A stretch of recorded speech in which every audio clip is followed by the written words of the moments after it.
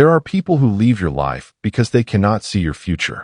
They look at your empty pockets, your tired eyes, your old car, your small apartment, and they think that is the whole story. They think the season you are struggling in is the life you are destined to live forever. But sometimes, the person they abandon in the storm is the same person who learns how to build a kingdom from the rain. That was the lesson Vanessa Hale would learn the night she walked into the grand ballroom of the Orion Grand Hotel. She walked in wearing diamonds. I walked in owning the building. And the sad part was, she had no idea. My name is Damon Pierce. 10 years ago, Vanessa was my wife. Back then, I was not a billionaire. I was not the founder of Orion Legacy Group. I was not the man whose name appeared quietly on private contracts, luxury resorts, investment portfolios, and international development plans. Back then, I was just a man with a dream too heavy for my bank account. I worked until my hands ached. I slept in pieces. I paid bills late, borrowed time from tomorrow, and smiled through exhaustion because I believed I was building something worth the pain. Vanessa used to say she believed in me. At least, she said it in the beginning. She said it when my dreams still sounded romantic. She said it when ambition felt exciting.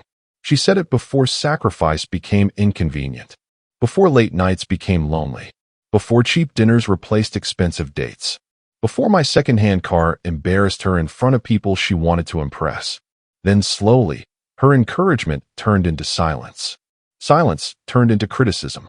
Criticism turned into contempt. And contempt, when left alone long enough, becomes the knife people use to cut themselves free. The night she left me, she did not cry. That is what I remember most.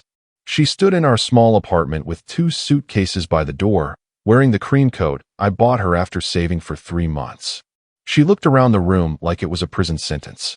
"Damon," she said, "I can't keep waiting for a life that may never come."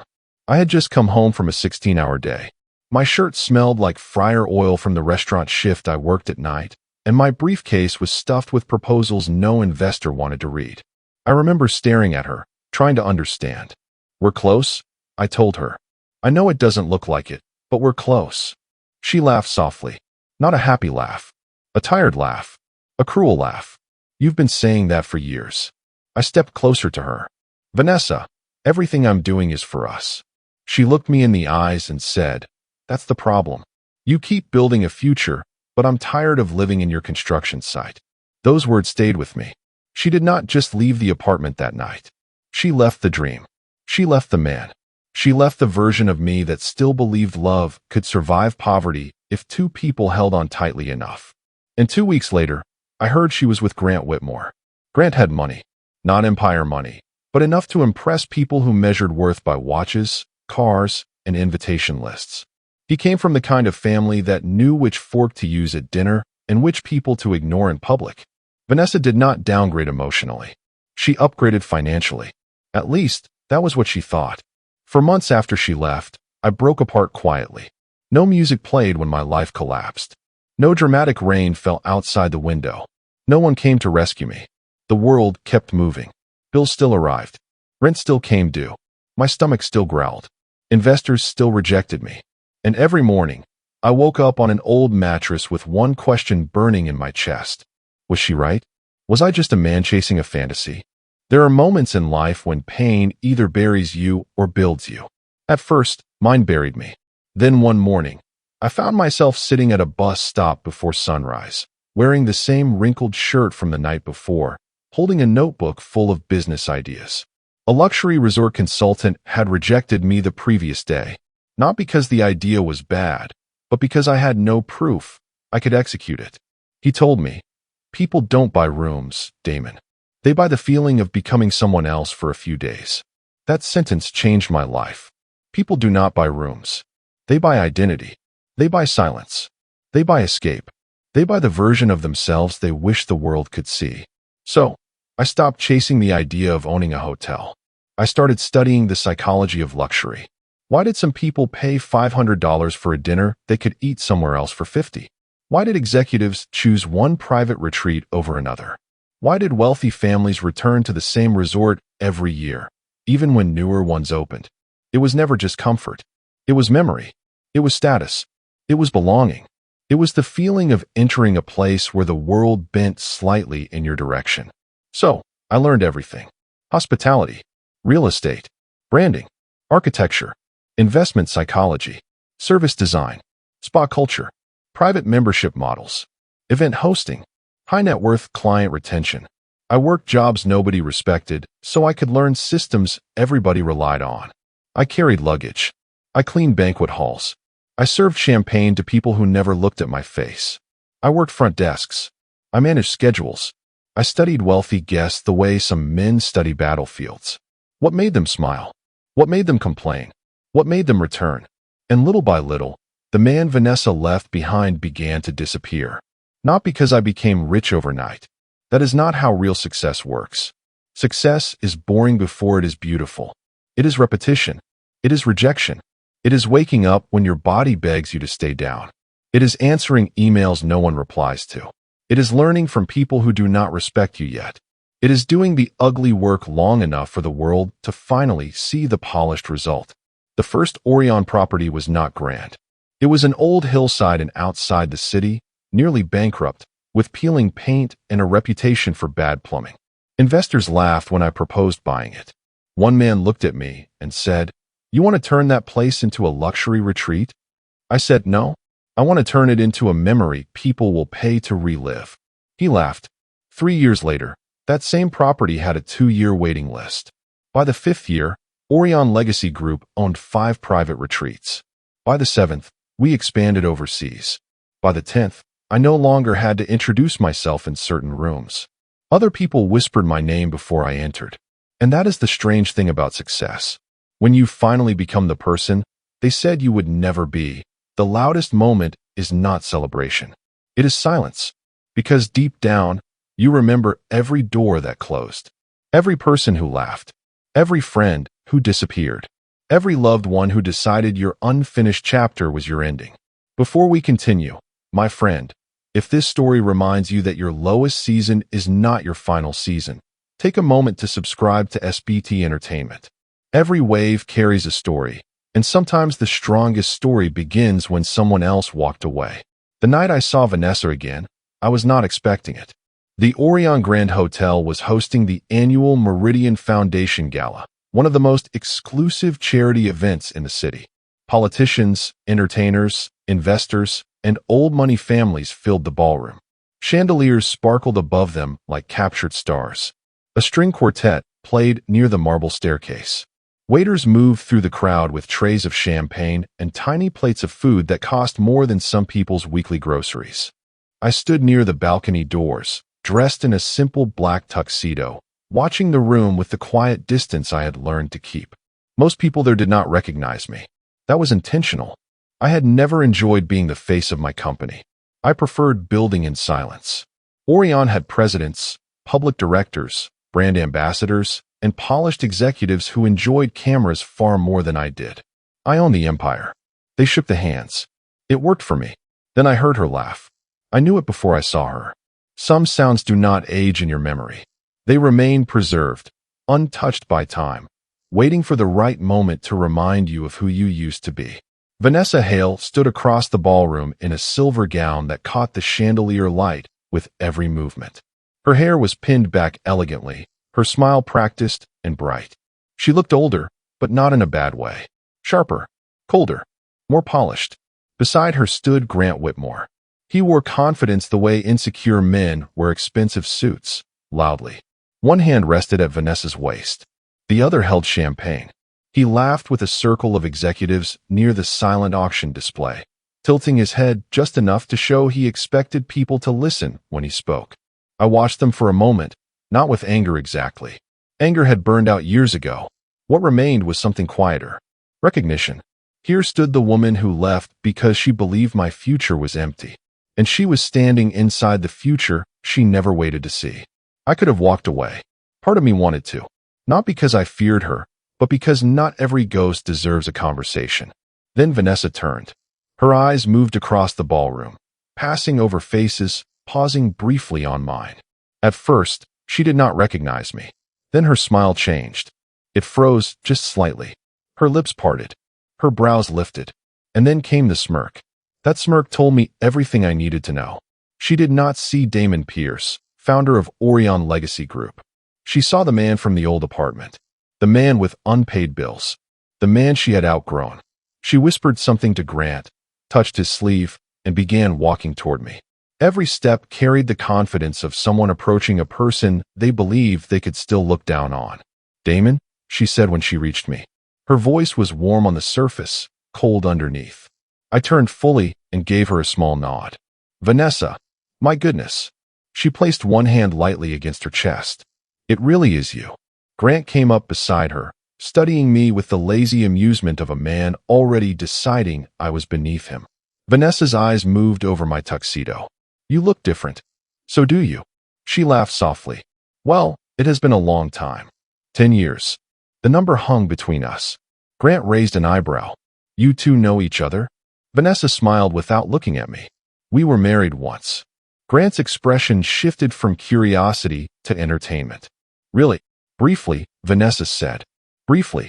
That was how she summarized years of love, sacrifice, pain, and vows spoken before God and witnesses. "Briefly." I almost smiled. Grant extended his hand. "Grant Whitmore." I shook it. "Damon Pierce." His grip tightened slightly, the way men do when they want to establish dominance in a room that does not belong to them. "So, Damon," Vanessa said, glancing around the ballroom, "what brings you here?" "I was invited." "Oh." Her smile widened. "That's wonderful." Grant looked around, then back at me. "Do you work with the foundation?" "In a way." Vanessa tilted her head. "That's nice. I always knew you were hardworking." There it was. Not successful. Not accomplished. Hardworking. The compliment people give when they cannot imagine you winning but want credit for being polite. Grant chuckled. "A lot of hotel staff are involved with these events. It takes an army to keep a night like this running." I looked at him calmly. "It does." Vanessa glanced down, perhaps expecting to see a staff badge hidden near my jacket. "So, are you managing the event?" "Something like that." Grant smiled. "Good for you. Management is respectable work." Vanessa touched his arm. "Damon always had big dreams. Hospitality, wasn't it? Hotels, retreats, something like that." "Something like that?" I said again. Her eyes flickered with satisfaction. She thought my vague answers were embarrassment. She thought I was trying to dress up a small position in a big building. And because pride often makes people careless, she pushed further. "I would love to see what you do here," she said. Grant laughed. "Yes, give us the behind-the-scenes tour. I've always wondered how these luxury places operate. Maybe you can show us where the real work happens." I studied them both. The old Damon would have defended himself. The old Damon would have listed achievements, desperate to prove he mattered. But the man standing there now had learned something important. Power does not rush to explain itself. Power waits. Then it opens the right door. "Of course," I said. "I'd be happy to show you." Vanessa blinked, surprised by how easily I agreed. Grant grinned. "Excellent." I turned toward the private elevator at the far end of the ballroom. Vanessa hesitated. "Isn't that restricted?" "Yes," I said. Grant chuckled. "Well, look at you. You must have some access after all." I pressed my thumb to the discreet black panel beside the elevator doors. The light turned green. The doors opened immediately. Vanessa's smile weakened. Grant noticed too, but he covered it with another sip of champagne. The three of us stepped inside. The elevator was silent, lined with dark wood and brushed gold. There were no visible floor buttons, only a private access screen. Vanessa looked at it, then at me. "You've done well for yourself?" she asked, phrasing it like a question she did not truly believe. "I survived." She looked uncomfortable for the first time. "That sounds dramatic." It was. Grant leaned back against the wall. "Everyone struggles in their 20s. Builds character." I looked at him. Some struggles build character. Some reveal it. He frowned slightly.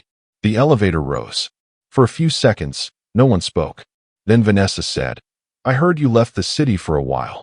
"I did. And now you're back?" "I never really left. I just stopped being visible." She laughed lightly, but there was uncertainty in it now. "You always did speak in riddles when you wanted to avoid something." "No," I said. "Back then, I spoke too much. I thought the right words could make people believe in me." Her face tightened. The elevator chimed. The doors opened onto the executive level. Vanessa stepped out first, then stopped. The entire floor stretched before her like the inside of a private palace. Glass walls revealed conference rooms filled with executives. Marble floors reflected warm lighting. A long window overlooked the city skyline, where the night glittered beneath us. On one wall, carved in brushed gold, were the words, Orion Legacy Group, Private Executive Offices. Grant's smile faded. Vanessa turned slowly toward me. Why are we here? This is where I work. She swallowed. You work on the executive floor? Before I could answer, a woman in a navy suit approached with a tablet in her hand. Good evening, Mr. Pierce, she said. The Singapore expansion documents are ready for your review. Also, the board confirmed tomorrow's private breakfast with the Meridian donors. Would you like me to move the Dubai call to Friday? The silence that followed was almost beautiful. Vanessa stared at the woman. Grant stared at me. I accepted the tablet. Move Dubai to Friday. Keep Singapore on tonight's schedule. Yes, sir. She turned to leave, then paused. Will your guests need access badges? No, I said. They won't be staying long. Vanessa's face had lost its color. Grant cleared his throat. Mr. Pierce. I looked at him. His voice was quieter now. As in, Damon Pierce. Yes. The Damon Pierce? Vanessa's eyes snapped toward him. What does that mean? Grant did not answer right away.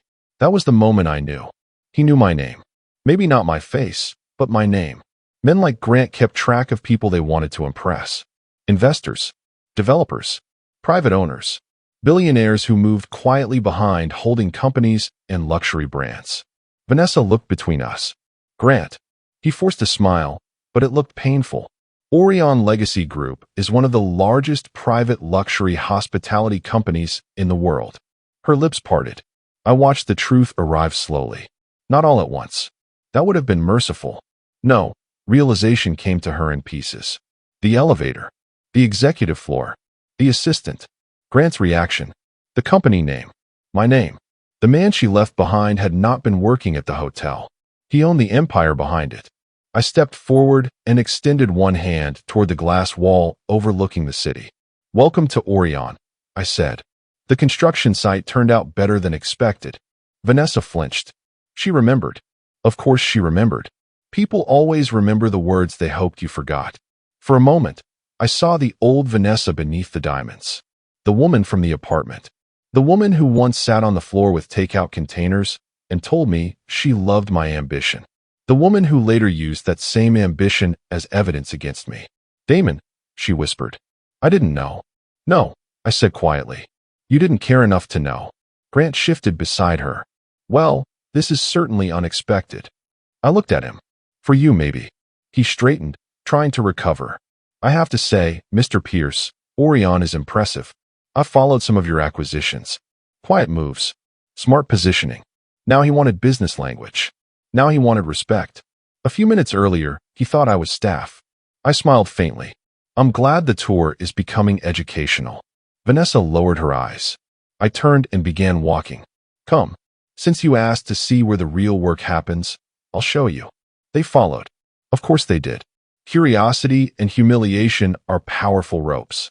As we passed the first conference room, a presentation filled the wall screen.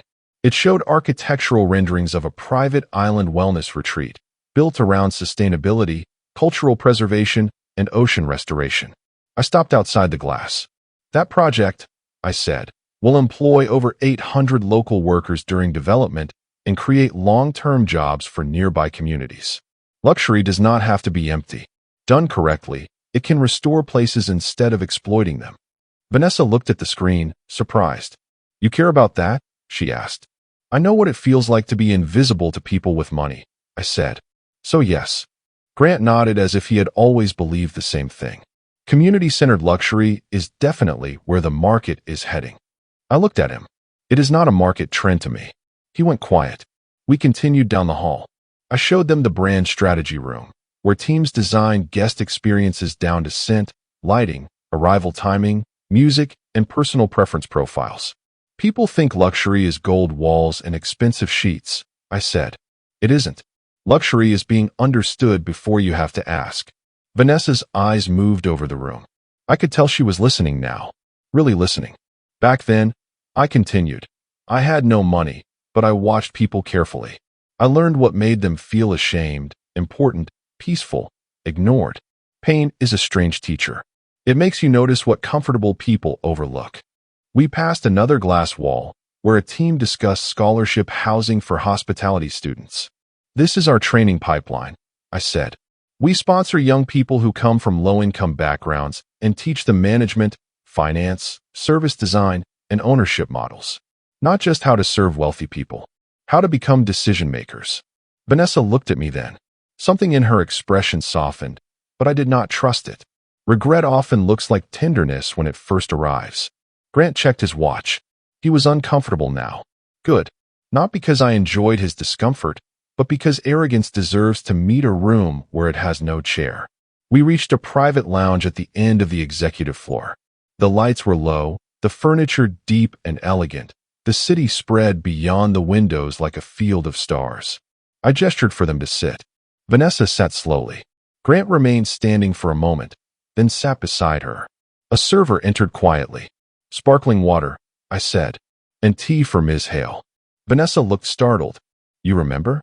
You used to drink tea when you were nervous." Her mouth opened, then closed. The server left. Grant looked between us, irritated by the small history he could not enter. "So," he said, "you built all of this after the divorce?" "Yes." "Remarkable timing." I leaned back. Pain has a schedule of its own. Vanessa clasped her hands in her lap. "Damon, I don't know what to say." "That's new." She winced. I did not raise my voice. I did not need to. Some truths are sharper when spoken softly. "You had plenty to say when we were poor," I continued. "You said I was wasting your life. You said my dreams were embarrassing. You said you were tired of living in my construction site." Grant turned to her, eyebrows lifting slightly. Vanessa's face tightened with shame. "I was angry," she whispered. "No," I said. "You were honest. That is what made it useful." Her eyes glistened, but I could not tell if they were tears for me or for herself. Maybe both. "Do you know what the hardest part was?" I asked. She shook her head. "It wasn't losing you. It was realizing that I had begged someone to believe in a future I should have been strong enough to build without permission." The room fell silent. That was the first lesson success taught me. Never hand another person the authority to decide whether your dream is worthy. People can love you and still lack the vision to walk with you. People can sleep beside you and still be strangers to your purpose. People can know your struggle and still misread your strength. Grant exhaled sharply. "Look, I understand this is emotional, but let's not pretend Vanessa committed a crime by wanting stability." I turned my eyes to him. "No one said she did." "Then what is this?" he asked. "A punishment." I smiled faintly. "No, this is a mirror." He frowned. "A punishment tries to hurt someone," I said. "A mirror only shows them what is already true." Vanessa's shoulders lowered as if the sentence physically landed on her. Grant's jaw tightened. "You seem to enjoy this." "I enjoy clarity." He scoffed. "Easy to talk about clarity from the top." "No," I said. "It is easier to talk about clarity from the bottom. That is where you learn who reaches down, who walks away, and who steps over you." Grant looked away first. "Before we continue, my friend, let this be a reminder. Do not judge your story while you are still in the chapter of struggle. And if you are enjoying this story, please subscribe to SPT Entertainment. Every wave carries a story, and this wave is carrying a lesson about patience, purpose, and the danger of underestimating someone too soon." The tea arrived. Vanessa wrapped her hands around the cup, but did not drink. "I thought about you sometimes," she said quietly. I looked at her. Grant shifted. Vanessa continued, voice trembling. "I wondered if you were okay. I wondered if you hated me." "I did." She closed her eyes. "For a while," I said. "Then hatred became too expensive." She opened her eyes again. "I had work to do," I continued. "Hate takes energy. Bitterness takes focus. And I needed every piece of myself to survive." Grant muttered, "How noble." I ignored him. Vanessa looked at the window. "I made a choice." "Yes." "I thought I was choosing security." "You were." She looked back at me. "You chose the kind of security you understood," I said. "Money already visible. Status already attached. A man whose table was already built." Grant smiled slightly, as if that helped him. Then I added, "But you did not know the difference between a table and a foundation." His smile disappeared. Vanessa stared into her tea. I stood and walked toward the window. For a moment, I let myself remember the old apartment. The cracked ceiling. The radiator that hissed all night. The stack of unpaid bills on the counter. Vanessa standing by the door with her suitcases. I had spent years imagining this moment. In those early days, I dreamed of making her regret leaving. I imagined arriving in an expensive car, wearing a tailored suit, watching her face collapse when she realized what she lost. But life has a way of maturing your revenge. The more successful I became, the less I wanted to destroy her. Not because she deserved mercy, because I deserved peace. That was the part people never talk about. Revenge keeps the wound alive. Healing lets the wound become a scar. And scars, if you learn from them, become maps. I turned back to them. Do you want to know the truth, Vanessa? She nodded slowly. You leaving did not make me successful. Her brow furrowed. It hurt me, I said. It broke me. It embarrassed me. But pain alone builds nothing. If pain made people successful, every wounded person would be rich. Grant looked at me then, caught despite himself. Discipline made me successful. Learning made me successful. Faith made me successful. Humility made me successful. Getting up when nobody clapped made me successful. Vanessa swallowed. You leaving was not the reason I rose, I said. It was the moment I stopped waiting for someone else to rise with me. Her eyes filled now. Real tears. I'm sorry, she whispered. There it was. The apology. 10 years late. Beautifully dressed. Completely useless. I nodded once. I believe you. Her face changed. Hope, maybe. Then I said, but I no longer need it. The hope faded. Not cruelly. Just honestly. Grant stood. We should go. Vanessa did not move. He looked down at her. Vanessa. She wiped beneath one eye. Give me a moment. His mouth tightened. For what? She looked up at him, and for the first time that night, I saw something shift between them. A crack. Not one I created. One that had already existed. I simply turned on the light. Grant saw it too. Don't do this, he said. Vanessa's voice was quiet. Do what? Act like you suddenly regret your entire life because your ex-husband got rich. She flinched. I stepped back, letting them have their moment. Grant laughed bitterly. This is ridiculous. You're impressed by the money. That's all this is. Vanessa looked at him, and the sadness in her face deepened. Isn't that what you wanted me to be impressed by? He froze. The words hung there. Sharp. Accidental. True. Grant's expression hardened. Careful. I watched Vanessa hear that single word. Careful. Not loving. Not concerned. A warning. Sometimes a person does not realize the cage they are in until someone else opens a window. Vanessa set the tea down. Damon was right. Grant scoffed. Of course he was. No, she said. Not about everything. But about me. I chose what looked secure. She turned to me, shame in her eyes. And I missed what was real. I said nothing. Because that sentence did not belong to me. It belonged to her. Grant grabbed his jacket from the chair. I'm leaving. Vanessa stood slowly. For a moment, I thought she would follow him without question. Old habits are powerful. But she did not move. Grant turned back. Vanessa. She looked at him. I'll meet you downstairs. His face darkened. You're embarrassing yourself. She gave a sad little laugh. No, Grant. I think I started embarrassing myself 10 years ago. His eyes flashed with anger. Then he looked at me. Enjoy your little victory, Pierce. I smiled faintly. Victory is for people still competing. He left. The door closed behind him. For the first time all night, Vanessa and I were alone. Not truly alone, of course. My assistant was nearby. Security was always present. The entire floor belonged to my company. But emotionally, the room felt stripped down. No diamonds. No Grant. No performance. Just two people standing on opposite sides of a choice made long ago. Vanessa folded her arms around herself. I don't expect forgiveness. That's good. She gave a small, broken smile. You're different. I had to be. I was cruel to you. Yes. I was afraid. I know. She looked surprised. You do? I nodded. Fear makes people worship certainty. You were afraid of poverty. Afraid of being laughed at. Afraid my dream would swallow your youth and leave you with nothing. Her eyes trembled. That doesn't excuse it. No, but it explains it. She looked toward the city. Are you happy, Damon? It was the first sincere question she had asked me all night. I took my time answering. I am at peace, I said. Happiness comes and goes. Peace stays longer. She nodded slowly. I thought success would feel louder. I continued. I thought one day I'd stand above everyone who doubted me and feel complete. But success doesn't finish the work inside you. It only gives you a bigger room to face yourself in.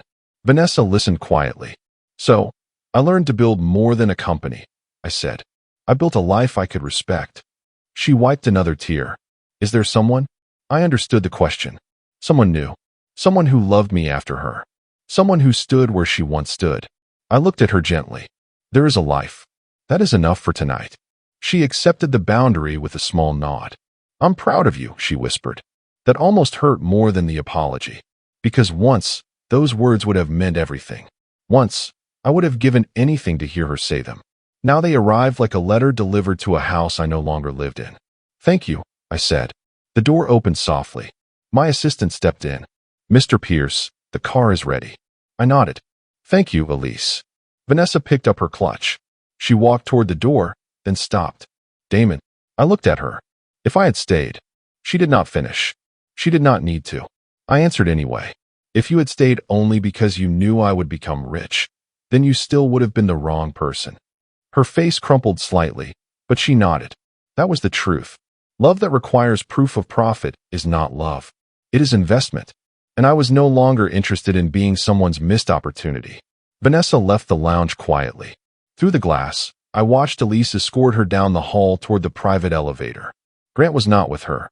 Maybe he had gone ahead. Maybe he was waiting downstairs with anger sharpened behind his teeth. That was no longer my concern. I turned back to the window. The city lights stretched endlessly before me. Years ago, I had looked at those lights from a bus window, wondering if there would ever be a place for me among them. Now I stood above them, not because I was better than anyone below, but because I refused to let my lowest season define my final destination. My phone buzzed. A message from the Singapore team. Then another from Dubai. Then another from the foundation director thanking me for the gala donation. The empire kept moving. Life kept moving. That is another lesson people learn late. Even the most emotional night eventually becomes tomorrow's memory. I returned to my desk and opened the folder Elise had left for me. On top was a proposal for the Orion Second Chance Initiative, a program offering training and seed funding to small hospitality entrepreneurs from struggling backgrounds. I had approved it earlier that week. The first training center would open in the same neighborhood where Vanessa and I once lived. That felt right. Not because I wanted to prove something to her. Because somewhere out there was another exhausted dreamer coming home from a 16-hour day, wondering if the world had already decided his worth. And maybe he needed more than motivation. Maybe he needed a door. I signed the document. Then I stood and returned to the gala. When I entered the ballroom again, no one clapped. No dramatic music played. Most people did not even notice me. That was fine. I did not need the room to know. I knew. I moved through the crowd quietly until I reached the balcony. The night air was cool. The noise of the gala softened behind me. Below, near the front entrance, I saw Vanessa step out of the hotel. Grant stood beside a black car, speaking sharply. His gestures were angry. Vanessa listened for a moment, then shook her head. Grant opened the car door. She did not get in.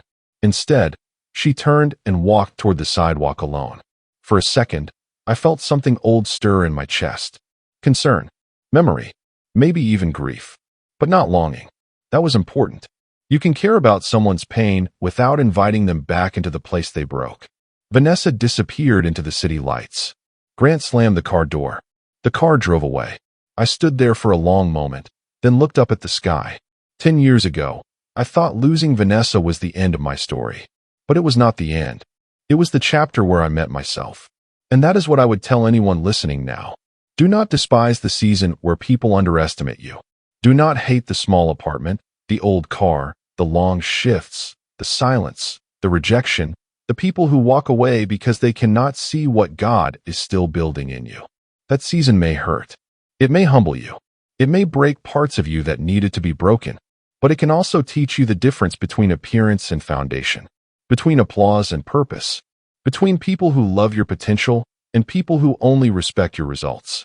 And when the day comes when you finally stand inside the life they said you would never build, Do not waste it trying to make them suffer. Stand tall. Speak truth.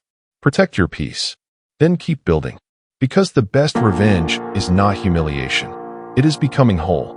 It is becoming wise. It is becoming so rooted in your purpose that even the people who left cannot pull you back into bitterness. My name is Damon Pierce. Once, I was the man Vanessa Hale abandoned because she thought I would never become enough. Now I own the empire she walked into wearing another man's diamonds. But that is not the victory. The victory is that when she finally saw my worth, I no longer needed her to confirm it. And that, my friend, is when I knew I was truly free. Before we close, if this story spoke to you, please subscribe to SPT Entertainment. Every wave carries a story, and every story carries a lesson. Never measure your future by the eyes of someone who only saw you in your struggle. Keep rising, keep building, and remember, sometimes the empire begins the moment someone walks away. The end in aloha.